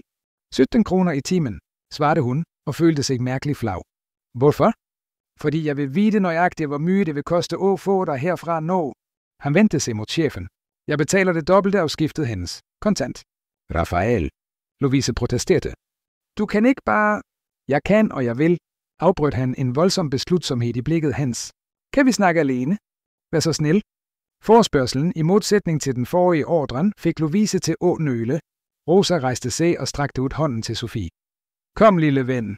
Vi køber de ostebollene, mens pappaen din og Lu snakker. Modvilligt slap Sofie Lovise og fulgte Rosa til disken, og så se tilbage hvert par skridt, som om hun frygtede, at Lovise kunne forsvinde igen. Da de var alene ved bordet, satte Rafael sig og strøk hænderne over det slitne ansigtet. En uke, sagde han. 7 dage, og det føltes som 7 år. Rafael. Nej, lad mig ikke snakke, vær så snil. Han trak pusten dybt. Jeg forstår, hvorfor du drog. Min mor, Helene, tilbud om penge. Det var ydmygende og utilgiveligt. Jeg prøvede at respektere dit rum, give dig tid til at tænke. Men Sofie, stemmen hans svigtede. Hun er knust, Lovise. Og for at være ærlig, er jeg også. Han strakte ud hånden over bordet, uden at røre hendes, men nær nok til at føle varmen hendes. Jeg ledte efter dig overalt. Jeg hyrede folk til at finde dig. Og da jeg endelig fandt ud, at du jobbede 3 forskellige jobber, vågnede 5:00 om morgenen og kom hjem efter midnat bare for at undgå at måtte snakke med mig. Han ristede på hovedet. Jeg indså, at du var villig til at jobbe dig ihjel for at flygte fra det, du føler. Og det knuste mig indvendigt. Lovise kendte tårerne kom tilbage. Han havde ret. Hun flygtede, udslidt, ulykkelig, bare for at slippe at møde sandheden, at hun også havde forelsket sig hovedløst i Rafael Albertsen. Hvad vil du af mig, Rafael? Spurgte hun, stemmen knap mere endet viskende. Alt, svarede han uden at nøle. Jeg vil have dig tilbage i livene vore, ikke som barnevagt, men som partner, som ven, som... Han nølte et øjeblik. Som nogen, jeg vil have ved min side hver dag, så længe du lader mig i. Og familien din? Vennerne dine? Hvad vil det sige? Min familie er Sofie, svarede han bestemt. Og angående de andre, de som virkelig bryr sig om os, vil forstå. De som ikke forstår, betyder ikke noget. Han rørte endelig hånden hendes, og flettede fingrene sine med hendes. Jeg er villig til at møde hvem som helst for dig, Lovise. Spørgsmålet er du villig til at møde dine egne frygter for os? Spørgsmålet hang mellem dem, tung som bly. Lovise så på Sofie i det fjerne, lattermildt, mens Rosa viste hende de forskellige brødtypene. Deater på hænderne, deres flettet sammen over det billige laminatbordet. Og til slut, på Rafaels øjne hun nå kendte så godt, at hun kunne læse som en åben bog. Jeg er så red, indrømmede hun til slut. Ikke for dig eller din verden. Jeg er red for at tillade mig selv at være lykkelig igen og elske fuldstændig. Eller bete jeg. Jeg ved, klemte han hånden hendes forsigtigt. Tro mig, jeg ved nøjagtigt, hvordan det er. Efter at Deborah forlod os, bygde jeg også mure rundt mig. Men Sofie må se, at det er muligt at stole på og elske igen. Og det trænger vi også. Han lænte sig over bordet og bragte ansigtet sit nær hendes. Jeg beder ikke om et svar nå. Jeg beder om en chance. Kom med os et år. Bare for at snakke, se Sofie tænke roligt. Uden pres, uden forventninger. Lovise nølte, og så se rundt i det enkle bækkeriet på sit liv med konstant kamp. Og moren min, jeg kan ikke bare forlade hende. Rafael smilte for første gang siden han kom ind. Tag hende med os. Huset har 12 rum, Lovise. Jeg er sikker på, at vi kan indlogere moren din komfortabelt. Tilbuddet var forfriskende. Ikke måtte bekymre sig for forsinket husleje, for fru Celestes dyre mediciner, for regningene, som håbede sig op. Men mere end det, chancen til at være sammen med Damosa Sofie igen og se smilet hendes hver morgen. Og Rafael, muligheden til at udforske hvad end som vokste frem mellem dem. Bare for at snakke, bekræftede hun fortsat nølende. Bare for at snakke, lovede han, selvom øjnene hans sagde mye mere. Lovise så igen på Sofie, som lå så spændt på hende fra disken. Lad mig snakke med chefen min, sagde hun til slut. Smilet, som lyste op Rafaels ansigt, var hvert sekund af tvivl, hun havde haft. Han nikkede og slap hånden hendes modvillige slik, at hun kunne rejse sig. Mens hun gik for at forklare situationen til den overraskede chefen, følte Lovise noget, hun ikke havde oplevet på længe. Håb, et lille frø, skørt og ængstelig, men levende. Og kanskje, bare kanskje, stærk nok til at blomstre midt i modgangen, som sikkert ville komme. For hvis det var én ting, Lovise Hansen vidste med sikkerhed, var det, at livet sjældent gav andre chancer.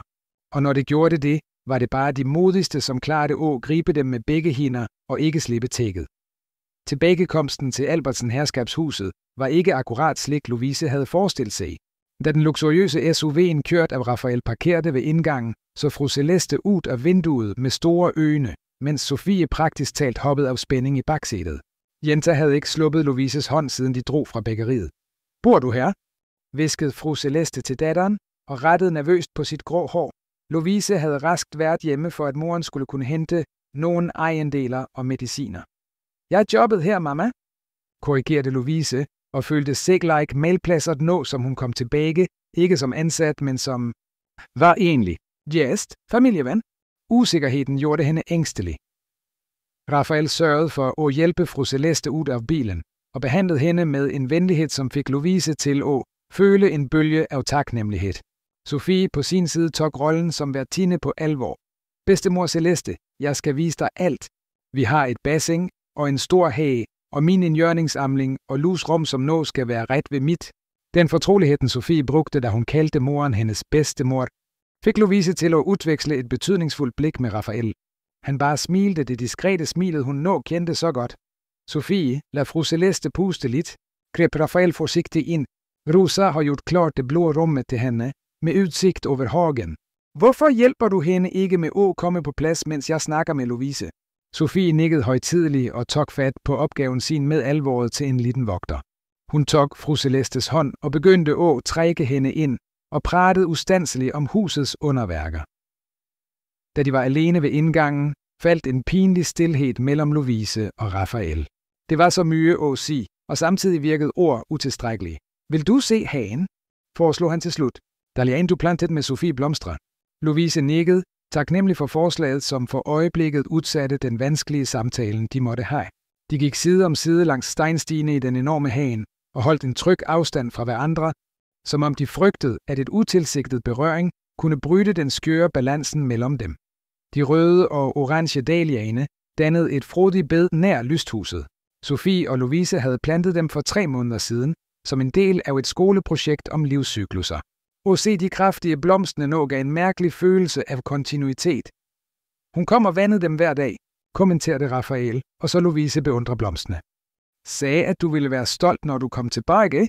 Lovise kendte en klump i halsen. Hun tvivlte aldrig på, at jeg ville komme tilbage. Aldrig, bekræftede han. Jeg havde mine øjeblik af tvivl, men hun har en urokkelig tro på dig. De satte sig i lysthuset, beskyttet mod eftermiddagssolen. Derfra kunne de se baksiden af herskabshuset. De store vinduerne, som reflekterede Oslos blå himmel, en sjælden dag uden forurensning. Rafael, vi må definere, hvad dette er, begyndte Lovise og samlede mod. Jeg kan ikke gå tilbage til det, som var, og blive behandlet enten som ansat eller som noget mere. Det var aldrig min intention at forvirre dig, svarede han og så direkte på hende. Men jeg forstår, hvorfor du følte det slik. Jeg var selv forvirret over, hvad som skete mellem os. Og nå, er du fortsat forvirret? Rafael smilte det sjældne og ægte smilet, hun havde set få gange. Nå? Nej, jeg er ikke forvirret i det hele taget. Jeg er forelsket i dig, Lovise Hansen. Fuldstændig uhelbredelig forelsket. Ordene, sagt med slik enkelhed og overbevisning, fik Lovises hjerte til at banke. Rafael, du trænger ikke at sige noget år, afbrød han hende forsigtigt. Jeg ved, du trænger tid, at du har legitime bekymringer. Jeg vil bare, at du skal vide, at jeg er villig til at vente, til at bevise hver dag, at det, jeg føler, er ægte. Han nølte og fortsatte det i retter. Jeg vil foreslå noget. Bliv her, du og din mor, så længe du trænger for at tage din beslutning. Uden pres, uden forventninger. Sofie vil være glad, moren din vil få komfort og den medicinske omsorg, hun trænger, og vi vil få tid til at finde ud, om det vi føler er stærkt nok til at møde verden derude. Forslaget var for fristende. Næsten for perfekt til at være sandt. Men Lovise vidste, at livet sjældent gav enkle løsninger. Og hvis det ikke fungerer, og hvis vi finder ud, at vi er uforenlige, Sofie ville blive hårdest rammet. Rafael sukkede og strøk hånden gennem håret i en gest, Lovise nu genkendte som et tegn på nervøsitet. Livet er en risiko, Lovise. Vi kan ikke få garantier, men jeg kan love dig én ting. Uanset hvad resultatet mellem os bliver, vil din plads i Sofies liv altid være garanteret.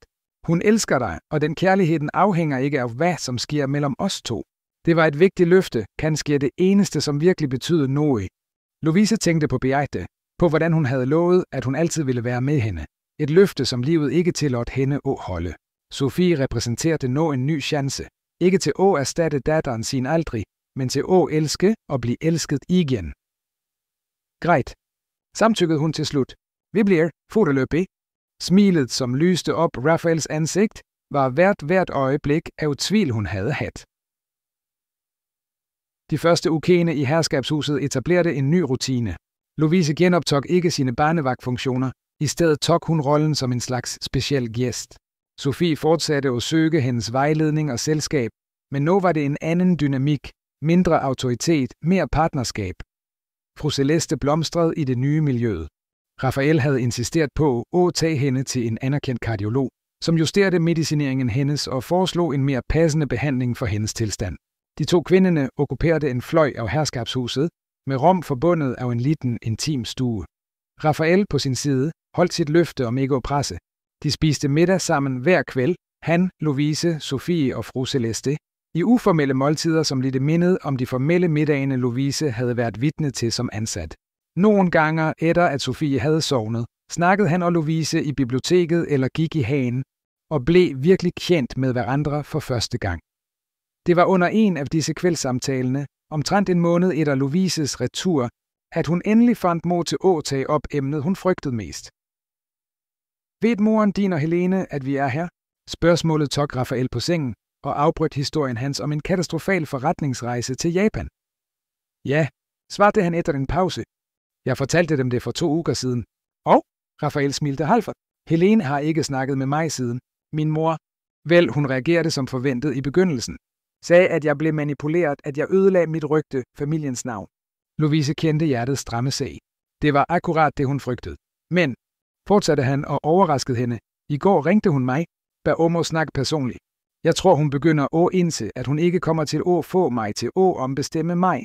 Rafael, jeg vil ikke være årsagen til en splittelse i familien din. Han tog hænderne hendes i sine, en gæst, som blev stadig mere naturlig mellem dem. Du er ikke årsagen til noget. Problemerne i familien min har eksisteret i flere 10 år. Min mor har altid prøvet at kontrollere mit liv, mine valg. For første gang gør jeg virkelig det, jeg tror er rigtigt for mig og for Sofie. Ikke det, som forventes af en Albertsen.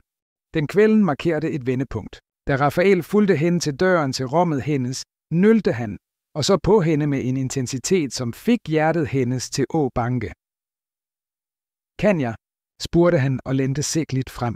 Lovise nikkede ude af stand til at forme ord. Kysset, som fulgte, var mygt, næsten ærbødig. Et forsinket første kys, som bar måneder med tilbageholdte følelser. Da de trak sig fra hverandre, smilte begge. God nat, Lovise, hviskede han og strøk ansigtet hendes med håndbakken. God nat, Rafael. Det kysset åbnede slusene. I dagene, som fulgte, blomstrede forholdet deres. De udvekslede med skyldige blik under frokosten, stjal kys i korridorerne som tenåringer, snakkede til sent på kvæld om drømmer, frygt, håb. For Sofie blev forandringen modtaget med naturlighed, som om det bare var en bekræftelse på noget, hun altid havde vidst ville ske. Så skete det uundgåelige. En torsdag eftermiddag, mens Sofie var på skolen, ringte dørklokken. Anton, chaufføren, annoncerede ankomsten af fru Monika Albertsen. Lovise var i biblioteket og organiserede barnebøger med fru Celeste, da Rafael dukkede op i døren, ansigtet anspændt. Min mor er her, annoncerede han og henvendte sig til Lovise. Hun vil snakke med os. Med os begge. Fru Celeste klemte datterens hånd i solidaritet. Vil du, at jeg skal gå? Nej, mamma. Vær så snil bliv, bad Lovise, taknemmelig for morens trøstende nærvær. Minutter senere kom fru Monika ind i biblioteket upåklagelig som altid i sit marineblå silkekostyme. Øjnene hendes fede over rummet og stoppede kort ved fru Celeste, før de landede på Lovise. Jeg ser, at situationen er endda mere alvorlig, end jeg troede, kommenterede hun, stemmen kontrolleret, men med en underliggende spænding. Hele familien har flyttet ind. Mamma, begyndte Rafael, stemmen fuld af advarsel. Hvis du kom for at fornærme mig. Nej, afbrød hun ham og overraskede alle. Jeg kom for at observere, forstå. Det var et øjeblik af pinlig stilhed, brudt af fru Celeste, som rejste sig med sin enkle værdighed. Fru Albertsen, jeg er Celeste Hansen, Louises mor. Det er en glæde at endelig møde dig. Fru Monica virkede et øjeblik forvirret af den direkte tilnærmingen. Ligeså, svarede hun automatisk. Min datter har fortalt mig om din ubehag med situation. Som mor forstår jeg din bekymring for sønnens velfærd. Det er det, vi alle ønsker til syvende og sidst. Den enkle, men dybe erklæring syntes at træffe noget i fru Monica. Hun så længe på fru Celeste, som om hun så noget uventet. Ja, samtykkede hun til slut. Det er akkurat det. Rafael pegte på sofaen. Kan vi sætte det også? Kvartetten dannede en mærkelig konfiguration. Rafael og Louise side om side på en sofa, fru Monica i en lænestol, fru Celeste i en anden. Jeg kom fordi Sofie ringte mig, afslørte fru Monica efter et øjeblik. Hun sagde, hun var bekymret for, at bedstemor ikke kom til at besøge hende længere, fordi hun ikke likte hendes nye mamma. Louise blev blik. Det var første gang, hun hørte Sofie omtale hende på den måde. Jeg blev overrasket, fortsatte kvinden.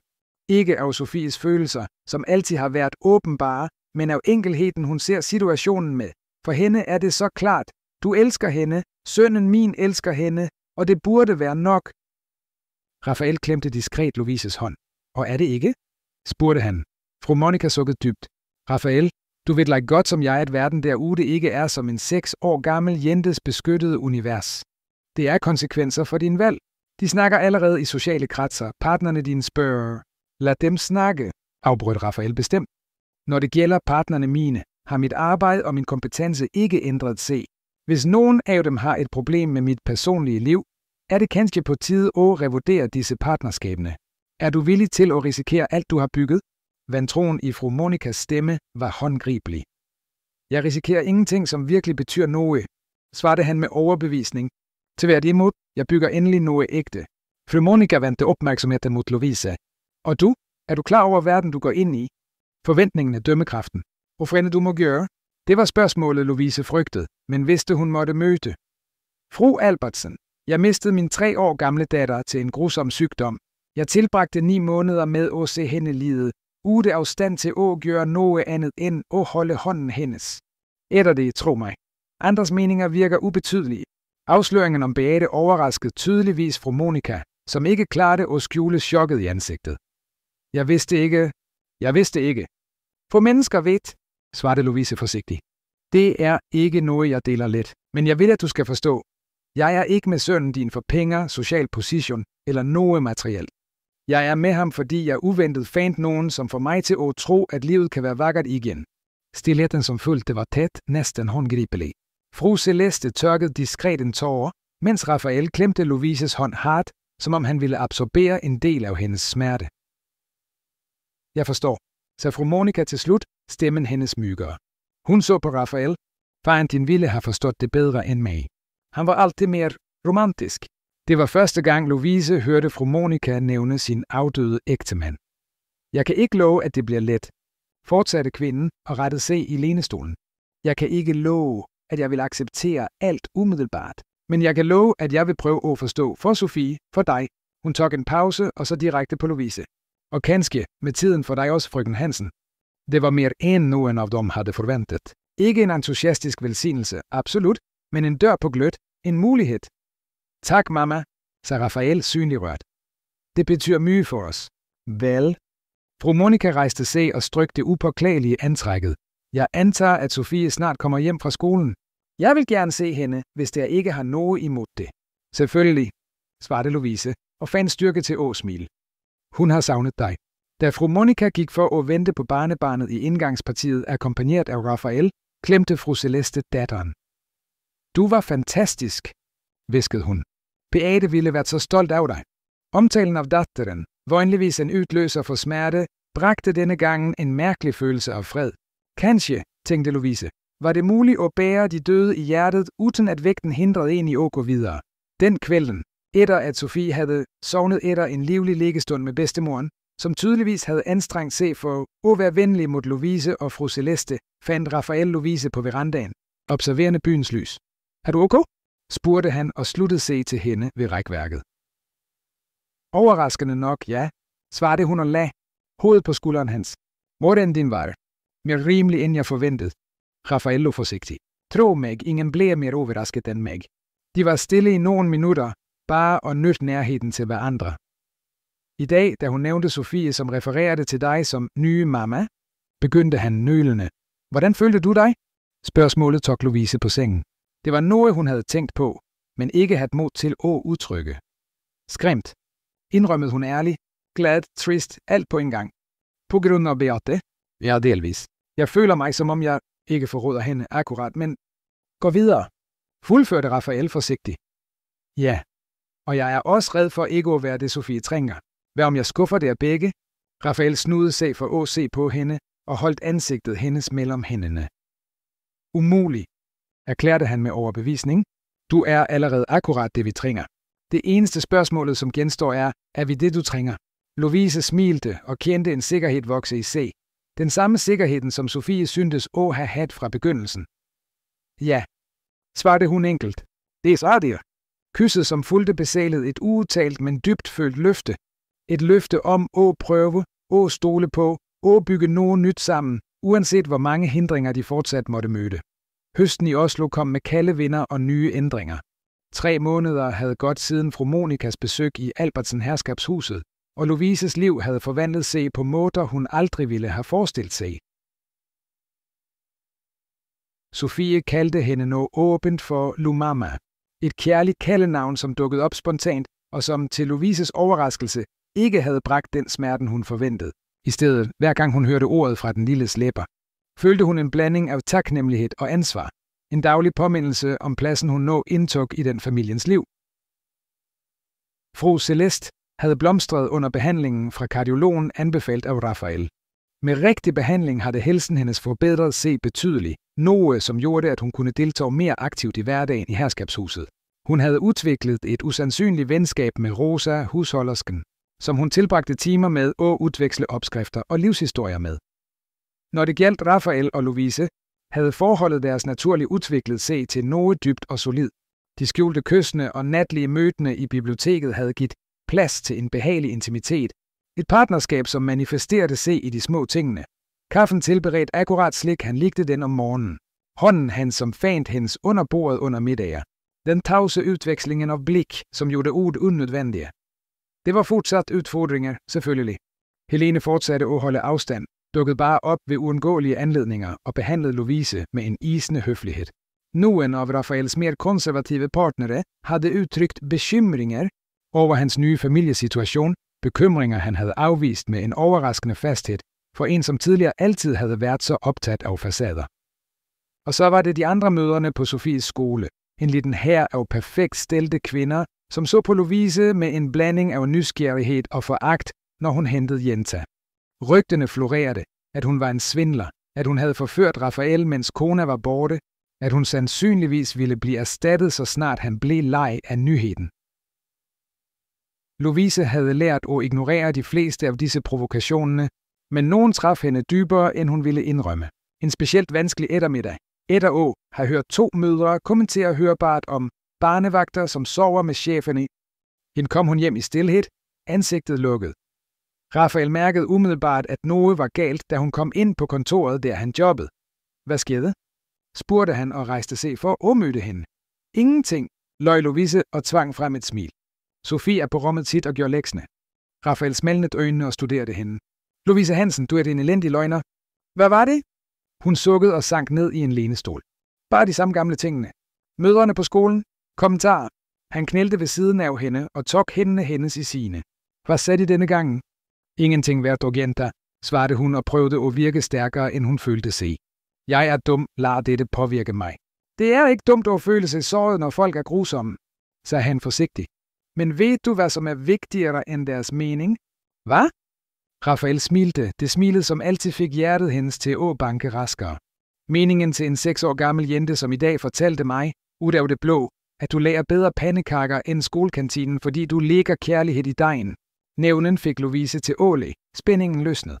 Og også, fortsatte han, udtrykket hans blev mere alvorlig, meningen til en mand, som troede, han aldrig mere ville være i stand til at stole på, og åbne sig, og elske fuldstændig, før du kom ind i livet hans og beviste, at han tog fejl.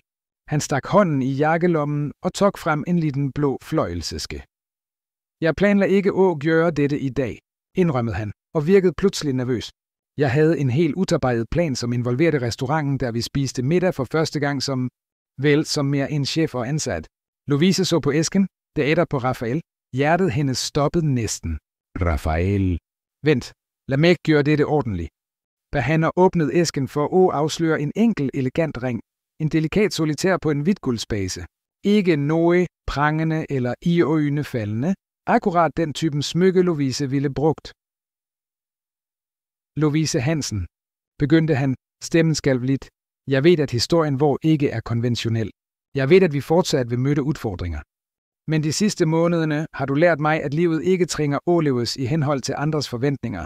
At sand lykke kommer fra å følge hjertet, uanset hvor skræmmende det kan virke. Han trak pusten dybt, øjnene hans forlot aldrig hendes. Du bragte lys tilbage til dette huset, til Sofies liv, til mit liv, og jeg kan ikke forestille mig en fremtid uden dig.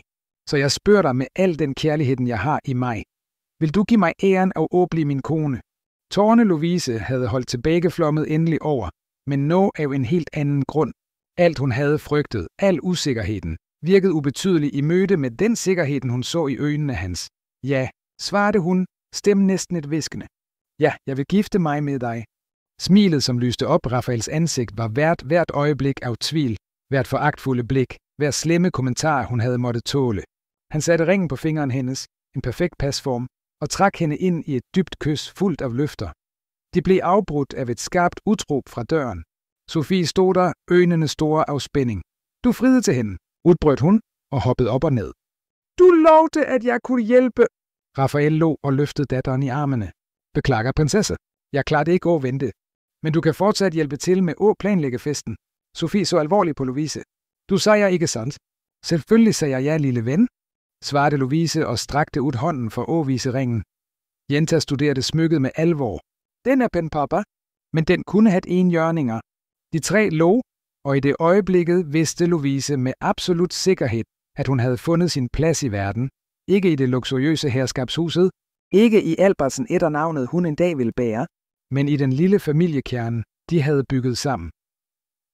Nyheden om forlovelsen spredte sig raskt. Fru Celeste gråt av glæde, da Lovise viste hende ringen. Rosa tilberedte en speciel middag for at fejre. Selv fru Monica, da hun blev informeret på telefon, tilbød overraskende varme gratulationer. Rafael virker glad, så hun med en uvanlig ærlighed. Gladere end jeg har set ham på mange år. Jeg antager, jeg må takke dig for det, Lovise. Det var første gang matriarken kaldte hende ved fornavn. En liten gæst, som betyder mere end nogen for sig gjort erklæring kunne. I dagene, som fulgte, kastede de sig ind i enkle bryllupsforberedelser. Begge ønskede en intim ceremoni kun med de nærmeste. De bestemte sig for en fejring på Tjøme, hvor Rafael havde et sjældent brugt hus. Ingen kirke, spurgte fru Celeste, overrasket. Jeg tror, jeg har haft min kvote af formaliteter for et helt liv, mamma, svarede Lovise og smilte. Vi ville have noget enkelt med fødderne i sanden og havet som vidne. Men mens forberedelserne skred frem, skete noget uventet. Under en frokost, mens de diskuterede bryllupsdetaljer, nævnte Rafael tilfældigt. Jeg tænkte, hvad om vi brugte en del af pengene, vi sparer på en enkelt ceremoni til noget meningsfyldt? Noget til ære for Beate. Lovise frøs, kaffekoppen hang i luften. Det var første gang, han foreslog noget sligt. Som hvad? Spurgte hun, stemmen nølende. Rafael virkede et øjeblik usikker. Frygtede, han havde rørt ved et for delikat emne. Men Lovises udtryk viste ikke smerte, bare en genuin nysgerrighed. Kanskje en stiftelse, foreslog han. Noget som hjælper mødre, som har gått gjennom det du har gått gjennom. Eller barn under behandling. Du snakkede altid om drømmen din om at have en barnehage. Ideen rørte noget dybt i Lovise.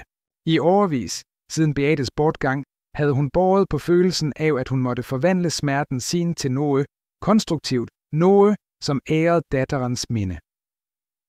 Beate-instituttet, sagde hun forsigtigt og testede ordene. Rafael nikkede. Øjnene hans glitrede af tilbageholdt følelse. For Å støtte enslige mødre med syge barn, tilby barnehager på sygehus, yrkesoplæring for sårbare kvinder, for at forvandle smerte til et formål. Fuldførte Lovise, tavse tårer rent ned over ansigtet hendes. I ukene før brylluppet tog planen for Beate-instituttet form. Rafael mobiliserede sit juridiske og finansielle team. Lovise udformede programmerne og tilnærmingerne. Sammen besøgte de sygehus, vanskeligt stilte lokalsamfund, snakkede med mødre, som levede i lignende situationer, som Lovise havde mødt år tidligere. Projektet blev en slags terapi for hende, en måde at ære Beate på, mens hun byggede et nyt kapitel i livet sit. Og til hendes overraskelse engagerede Sofie sig dybt, bag om Å hjælpe til med tegninger for barna, foreslog farver til rummene i det fremtidige hovedkvarteret. Jeg ville lige Bea, sagde Jenta en dag, og brugte kaldnavnet, hun havde lavet for Lovises datter, som hun aldrig havde mødt. Vi ville være søstre, ikke sandt? Det uskyldige spørgsmålet fik Lovises hjerte til at stramme sig, men ikke af smerte, af en mærkelig og uventet taknemmelighed. Ja, lille ven, det ville have været søstre. Hun er i himlen nu, men hun er fortsat din datter, akkurat som jeg også kommer til at være, når du gifter dig med papa.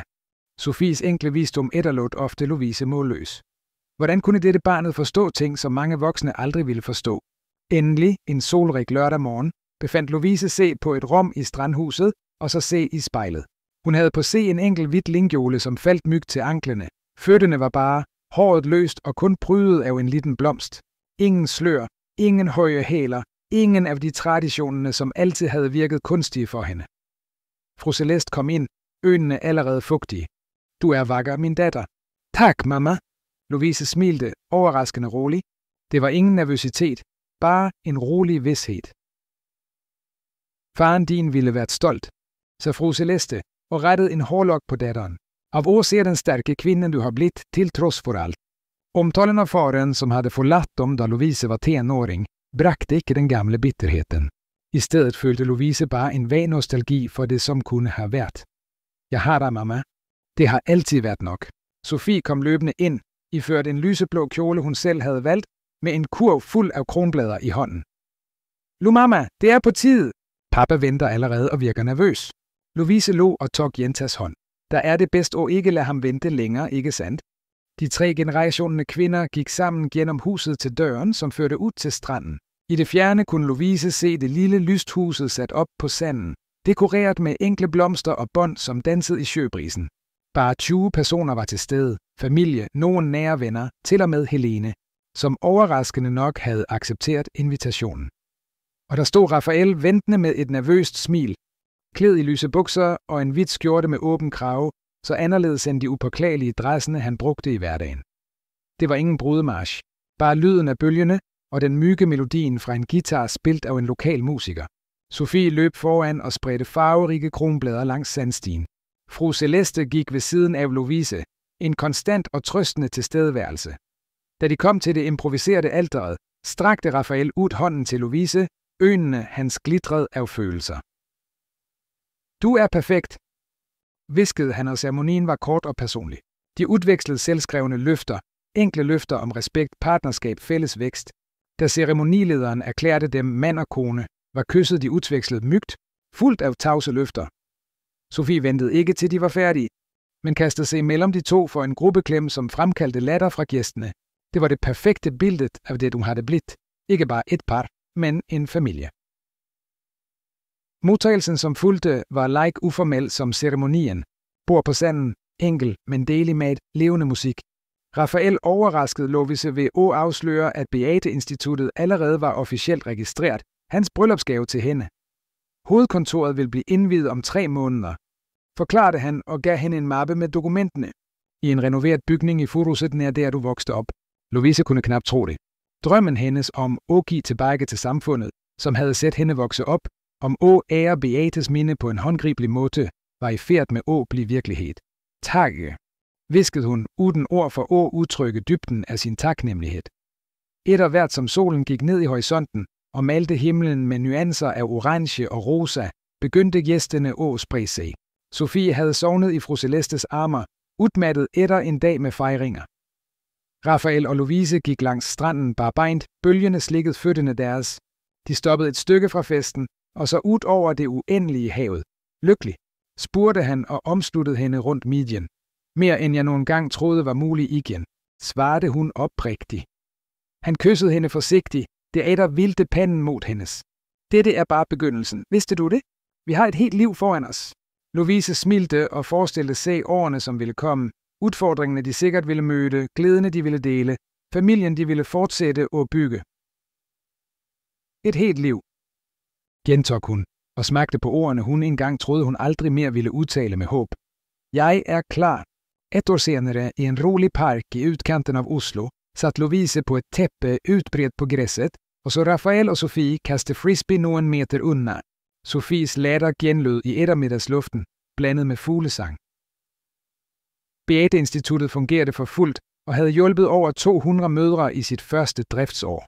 Lovise delte tiden sin mellem administrationen af instituttet, familielivet og klassene hun havde begyndt at undervise ved en højskole, og realiserede en anden gammel drøm om at jobbe med barneoplæring. Fru Celeste sluttede se til hende på tæppet, og bar en kurv med frisk frugt. Hvad tænker du på? Spurgte kvinden og lagde mærke til datterens kontemplative blik. På rejser, svarede Lovise og smilte. På hvordan livet tager os langs vejer, vi aldrig havde forestillet os. Vanskelige vejer nogle gange, kommenterede fru Celeste, og fulgte blikket hendes mod Sofie og Rafael.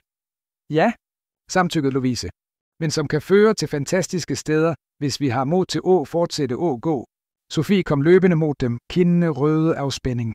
Lo, mamma, så du var længe frisbeen var i luften. Det var rekorden min. Ja, min kære. Du bliver vældig god på det. Rafael sluttede se til dem, satte sig ved siden af Lovise og kyssede tinningen hendes forsigtigt. Hvad snakkede der så alvorligt om? Spurgte han. Om rejser, svarede Lovise og flettede fingrene sine med hans. Og skæbner? Han smilte. Det smilet, som fortsat fik hjertet hendes til at banke raskere. Jeg ligger og tro, at vores skæbne altid var at mødes på en eller anden måde. Selvom jeg bare var barnevagten, og du den travle chefen. Selv dig, bekræftede han. Nogle forbindelser er uden for omstændigheder, synes du ikke? Sofie, altid opmærksom på de voksne samtaler, afbrøt. Som historien du fortalte mig i går, mamma, om skæbnens røde tråd. Lovise smilte, overrasket over, at Jenta huskede det. Akkurat. Den japanske legenden, som siger, at mennesker, som er bestemt til at mødes, er forbundet med en usynlig rød tråd, som kan strække sig eller flukke sig, fortsatte Sofie, stolt over hukommelsen sin, men aldrig knækker. De fire blev der, den perfekte søndag eftermiddagen. En usandsynlig familie dannet ikke af blod eller sociale konventioner, men af modige valg og ægte kærlighed. En familie, som demonstrerede, at nogle gange er de stærkeste båndene, de vi vælger at skabe i. At de vakreste historierne, at de vi skriver uden for andres forventninger. Og da solen begyndte at gå ned, og malte himlen med gyldne toner, så Lovise på menneskene, som nå udgjorde hendes verden, Sofie, med sin barnlige visdom og åbne hjerte, Rafael med sin milde styrke og stille beslutsomhed, moren hendes med sin modstandskraft og ubetinget kærlighed.